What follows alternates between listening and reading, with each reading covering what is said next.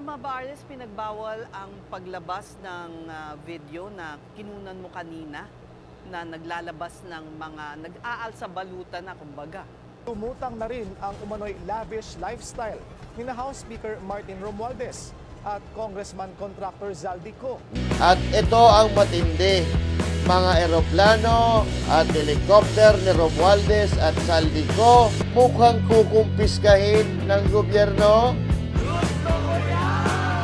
Bumili si Romualdez ng 2 Gulfstream private jets mula kay ultra-bilyonaryo Lucio Tan. Oh, ay ano yan? Ano to? Hindi sa langit punta niyan. Sa baba ang punta niyan. Doon ang destino niyan. At eto na nga mga kababayan, Master Judea, nagbabalik na naman. Kumusta po kayo? Ayan. Oo. At eto na nga yun, dahil simula na ng himagsikan. Oo. Balita ko, medyo matamlay daw ngayon yung mga kaiman. Yung mga kaiman, yung mga buhaya, kasi nga ni, yung hari nila bababa na sa trono. Oh. Martin Romualdez, binalikan na ng napakalaking karma, pinatalsik na, at nag-alsa balutan na. Dahil bukas nga, bukas ng umaga, papalitan na siya. At ito ang matindi. Mga eroplano at helicopter ni Romualdez at Zaldico ay mukhang kukumpiskahin ng gobyerno. Yahoo! At kaugnay pa rin ng balita Romualdez issue, nagluluksa daw ngayon ng kamera dahil mahihinto ang pangangawat nila. Ramdam na nila ang kami-hami wave ng Pilipino, kaya naghahanda na sila na umiskerda. At ang bali-balita nga, Martin Romualdez, wala na daw sa Pilipinas. What the fuck? Abay, pag-usapan po natin yan, mga kababayan. Pagkatapos lang nito. Yan ang banatero, walang inuurungan. Pag tama palakpakan, pag mali ay babanatan. Yan ang banateros, boses ng ordinaryo Pilipino. Banateros ay walang makakaawan. At syempre, magandang araw Luzon, Visayas, Mindanao at sa mga kababayan nating OFW sa iba't ibang panig ng mundo.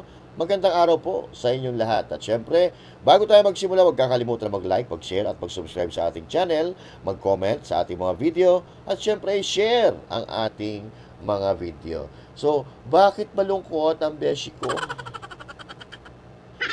Bakit parang Biyernes Santo ang beshi ko? Di nyo matanggap? Di nyo matanggap? Pwede naman kayo sumama sa amon nyo. Total, pinagtatakpan nyo, di ba? Ngayon, isa-isa na po silang nalalambat, mga kababayan, at mukhang marami na ang nag-aabang sa ating mga kababayan para gawing bag ang makakapal nilang balat. Anyway, may nahuli pala si mga kababayan, may nahuli si Amy Marcos ito. Bago tayo pumunta doon sa pinaka-topic natin, may nahuli si Amy Marcos. Si Lulong daw ang pangalan. Kami ng padami ang mga crocodile. May nagpadala naman ng buhaya. Nakahuli daw sila ng pagkalaki-laki.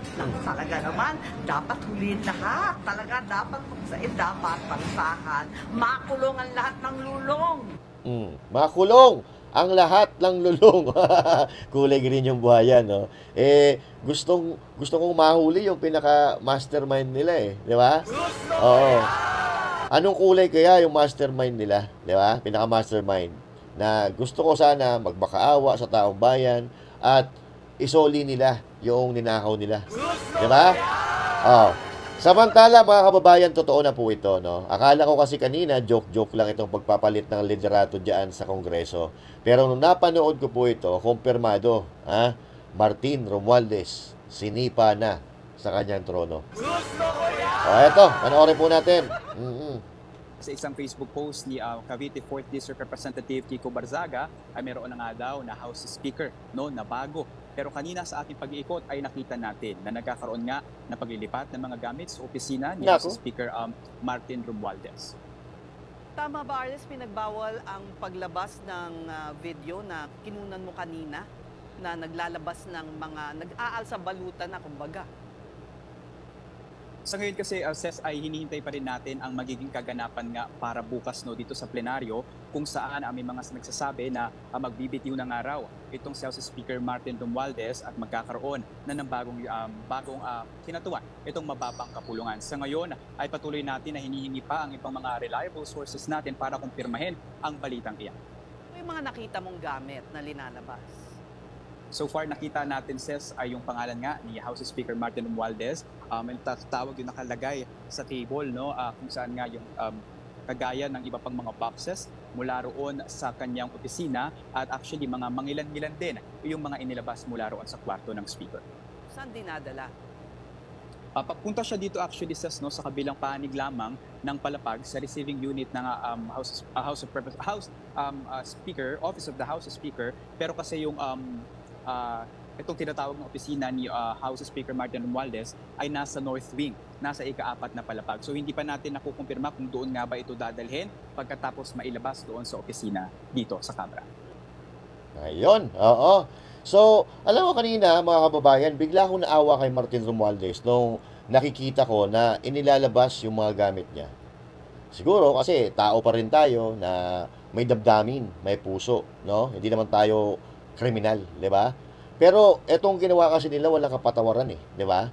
Walang kapatawaran sa mga Pilipino. Kailangan nilang magbayad dito sa ginawa nilang ito sa atin, sa ating bansa. Mabait ang Pilipino, pero of course, syempre, dumadating sa punto na napupuno talaga yung tao. Sabi nga ni Fernando Fu Jr., napupuno rin ang salop. Kailangan may managot dahil hindi po biro itong pahirap nila sa mga Pilipino, di ba? So nagtatrabaho tayo, kinakaltasan tayo ng buwis, may VAT pa pag bumibili tayo ng kung ano-anong produkto. Kinsenas katapusan, may kaltas tayo na kinukuha ng gobyerno. Araw-araw tayo nagpapakahirap para magtrabaho, pero tinatarantado pala tayo ng mga hayop na to, di ba? Na sana sila yung nagpoprotekta sa atin, aalalay sa atin para pag-ainin ng buhay natin, pero sila po pala yung tumatarantado sa atin. Ito, seryoso na po ito, mga kababayan. So, ito, hinahakot na yung gamit niya kanina. Ay, puta, graduation na. Itawid na mga bata. Puta, rep ata yan di ba? So, yun, nalungkot ako bigla doon kanina. Pero dahil siguro tayo, tao tayo, may puso tayo. Kasi, hindi naman tayo yung masamang tao na pagka may galit tayo sa isang tao, hahangarin natin yung talagang malugmok siya sa kahirapan and all that. Pero sa ginagawa nila, o sa ginawa nilang ito, mga kababayan, deserve din natin na magalit, 'di ba? Karapatan natin na magalit dahil doon sa ginawa nila, 'di ba? So ang ginagawa nila dati, minamantsahan nila yung mga damit ng mga kalaban nila sa politika, pero ang totoo talaga, sila po pala talaga ang may gawa. Yan. So ganun po sila kagaling sa propaganda. Pero dumating sa punto na hindi na nila naloloko yung mga Pilipino. Dahil 3 taon ba naman tayo na tinatarantado? 3 taon tayo niloloko. 3 taon tayo na ninanakawan ng mga ito. So ayun, mga kababayan, nakita nyo kanina, inilabas na po ang ari-arian ni Kamahalan. What the fuck? Diba? So ngayon lang ako nakakita ng pangalan sa lamesa na ganyan kalaki. Kakaiba talaga si Martin Romualdez. Gusto niya lagi siyang angat. Laging siya ang center of attraction. So yan, ngayon, center of attraction ka na. Okay? So mga kapatid, inilabas na yung kanyang mga gamit doon sa kanyang kwarto. Pero, dapat nga, di niya dinala yan Igaling naman sa kaba ng bayan ang pinambili niyan Di ba? Dapat iniwan mo lang yan, thumbs. Hindi mo na dinala. So, dito mo makikita na may medyo pagkaswapan talaga. Di ba? At sabi nga natin, mga kababayan, ang kapangyarihan, hindi po habang buhay yan. Kaya yung kapangyarihan, dapat hindi inaabuso dahil bandang huli, babalikan ka niyan. Masyado kayo nabulag sa salapi. Masyado kayo nabulag sa kapangyarihan na akala nyo wala nang katapusan. Ngayon, umabot na sa sukdulan ang inyong kasamaan. Kaya yung ating mga kababayan, ay hindi na kayo mapapatawad talaga hanggat hindi kayo napaparusahan. Pati pera ng mamamayan, pinakialaman ninyo. Kaya, ito yung karma. Ibinabalik na sa inyo. At ito ang mas dudurog sa kanila, mga kababayan. pati eroplano at mga chopper nila, mukhang kukumpisgahin ng gobyerno at tinitingnan daw ngayon ng Malacanang. Pero ako hindi ako naniniwala na Malacanang. Pinsan pa rin niya yan eh. Pero, siyempre, kung anong nararapat, gagawin niya ni Marcos Jr. para hindi siya madamay. Diba? Kung anong nararapat na gawin, yun ang gagawin niya. Kaya nga ngayon diba? Inililiko niya, inililigtas niya ang sarili niya. Katulad na lang halimbawa ng pagsama niya sa protesta. Diba? Kung hindi daw siya presidente, sasama siya sa kalsada para magprotesta. So now, kung totoo yung sinasabi mo, Marcos Jr., hayaan mo na yung mga uniform personnel na galit na, huwag mo silang pakialaman. Hayaan mo silang sumama sa protesta. 'Di ba? Kasi ang sabi mo, ikaw mismo sasama ka eh.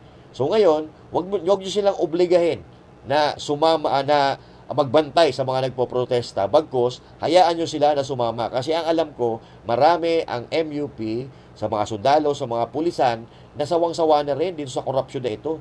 Sawang-sawa na rin sa kahiyupan na ito, mga kababayan. Oo. So ngayon, damay-damay na. Dapat nga lahat ng ari-arian, imbestigahan kung saan talaga nanggaling yan. Pero dito, mga kapatid, yung mga eroplano, mga chopper, tinitingnan. Eto, panoorin po natin.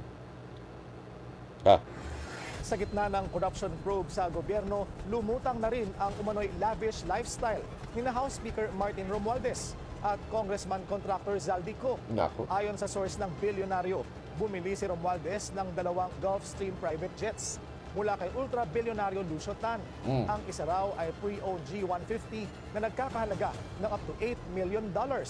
Ang isang G550 na posibleng umabot sa $35 million o 2.6 billion pesos. Grabe, no? 2 eroplano, isa lang may-ari. Tapos si Zaldico, meron ding eroplano, tapos may mga chopper pa. Biruin mo, 2.something billion? Saan mo kukunin ng pera na yan? 'Di ba? Kung ikaw kongresista ka lang, ang sinusweldo mo 300,000 isang buwan, paano ka makakabili ng ganyan? Putangin na, ngayon babawiin namin yan. Kung talagang mapatunayan na galing yan sa kaba ng bayan, hindi kami papayag na hindi mabawi yan. Yan pa ang ginamit nyong pagkidnap sa dating presidente na magaling. Na pinag-iinitan nyo dahil di nyo mapantayan yung trabaho. 'Di ba? So yan pa ang pinanghatid nyo. Pera ng mga Pilipino ang pinahatid nyo doon sa isang dating presidente na mahal ng Pilipino. Yung eroplano pa yan ang pinang-kidnap ninyo. Di ba? Nakapark daw ang aircraft sa hangar ni Tan at nakuha na raw nito ang atensyon ng Malacanang. Si Zaldico naman na nasa Amerika, pinupull out na umano ang kanyang sariling fleet ng luxury jets at choppers sa Pilipinas. Ayon sa mga dokumentong pinupull out na. What the fuck? Pinupull out na sa Pilipinas. So, anong gagawin? It's either dadalhin sa Amerika or ipapangalan sa ibang tao or sa ibang kumpanya. Ay, nako, hindi pwede yan. Ng bilyonaryo, pinaparegister na ng kanyang Missibis Aviation ang fleet nito. Partikular ang umano'y Gulfstream G350 na may halagang $36 million. Ang namumuno sa aircraft leasing business ang anak ni Ko na si Michael Ellis Ko. Sarap buhay Din umanong 5 luxury Bell choppers ang Missibis Aviation na ginagamit para ihatid ang guests sa luxury resort ng kongresista sa Albay. Ang taray! Ang taray Oo, biruin mo maghahatid ng mga turista, mga bisita, chopper. Ibang klase ka. Palakpakan natin ang putang inang yan. Diba? Ganon sila kayaman. Samantalang tayo, araw-araw iniisip natin kung ano iuulam. Iniisip natin kung saan tayo kukuha ng pambayad ng kuryente, pambayad ng tubig. Diba? Pero sila po 5 na chopper, 2 jet. Wow. My God. Tuloy. Ay, ano yan? Ano to? Walang sakit yan. Nagsasakit-sakitan lang yan kasi nabuking na yan. Ang dapat yan, sauna. Sauna sa loob ng ulungan. So, ano kaya sinatchant nila, no? Ano kaya sinatchant nila? Sumalangit nawa ang iyong kaluluwa. Hindi sa langit punta niyan. Sa baba ang punta niyan. Doon ang destino niyan. Eh baka mamaya nga masapawan pa niyan si Satanas sa ginagawa niyan, di ba? Oo. Baka magselo si Satanas sa gawain niyan. Oh. So ayun, mga kababayan, ha? 1 down, more to go. Actually 2 down na Kasama baka magkasama na sila ngayon ni Saldico. So pero hindi pa tapos ang laban, nag-uumpisa pa lang. Wala pa nga nakukulong di ba?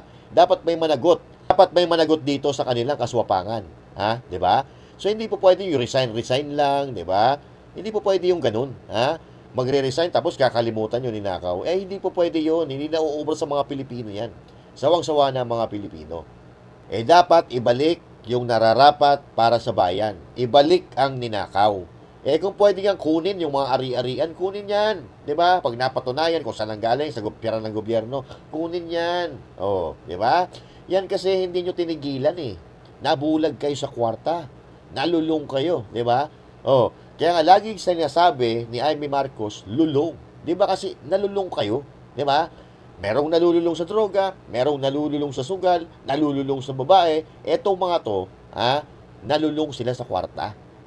Okay lang kung konti-konti Kaso tinodo nila hanggang sa wala nang napunta para sa bansa. Di ba? Para sa mga proyekto na papakinabangan sana ng mga Pilipino. Di ba? Tinodo nyo Pinuno nyo ang mga Pilipino. Di ba? So, kaya ngayon, taong bayan naman ang maniningil. Hindi pa tapos ito. At bukas balita ko, merong magmamarcha mula dyan sa Commonwealth papunta sa Malacanang.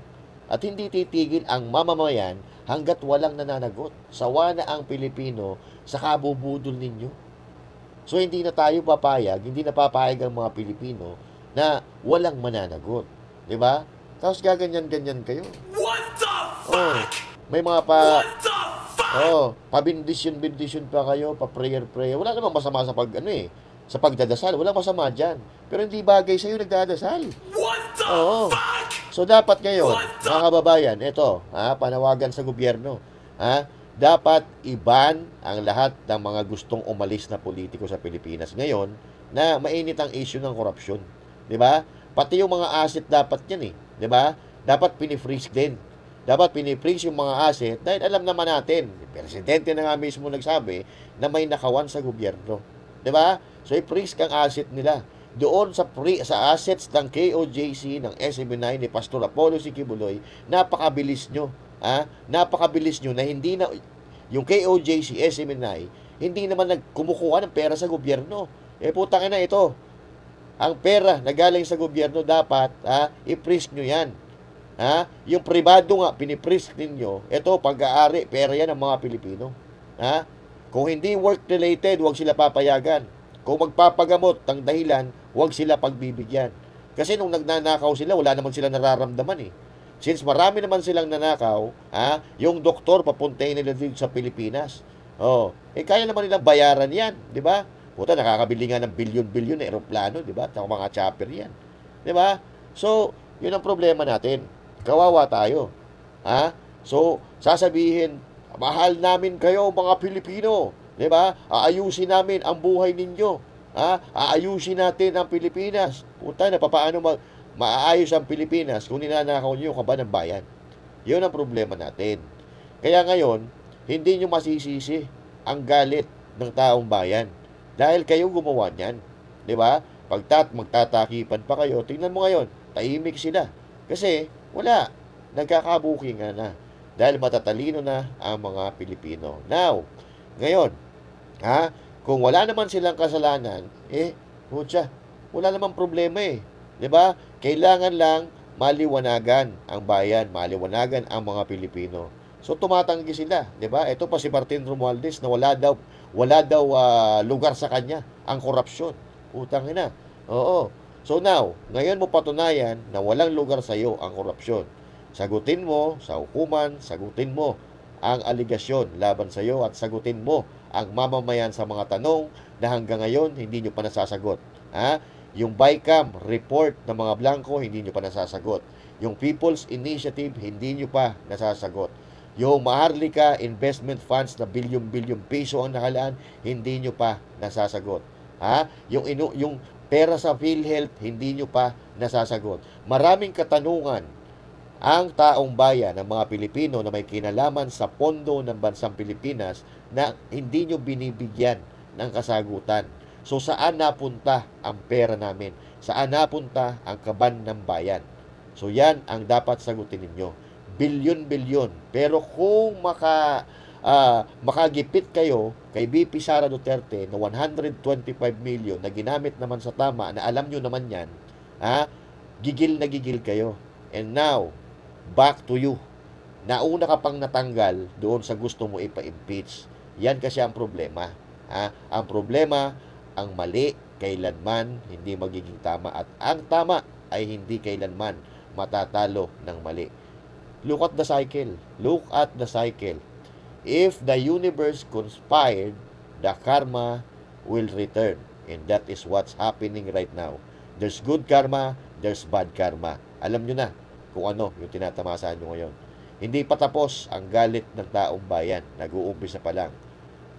Nag-uumpisa pa lang. Hindi napapayag ang mga Pilipino na patuloy na tarantaduhin, patuloy na pagnakawan, patuloy na gaguhin. Dahil gising na ang diwa ng mga Pilipino. Dahil nga, ito yung mga general, na retired na general sana, nagpapahinga yan. Diba?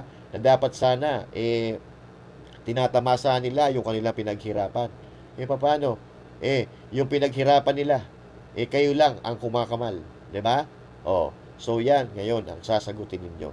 Haharapin ninyo ang taong bayan, ang 120 million na mga Pilipino, nangangailangan ng kasagutan at nangangailangan na mapanagot ang mga kawatan na magnanakaw sa kaban ng ating bayan. So, dito na lang muna, mga kababayan, at medyo umaga na. So, ingat po tayong lahat. Basta doon lang po tayo sa tama. Okay? So, kung mayroon kayong komento at opinion sa pinag-usapan natin ito, i-comment nyo dyan sa comment section at pag-usapan natin yan sa susunod na ating mga diskusyon. And again, this is Master Juday saying thank you. God bless you all. And to God be the glory. Dadasal sila. May maingay, may nagdadasal.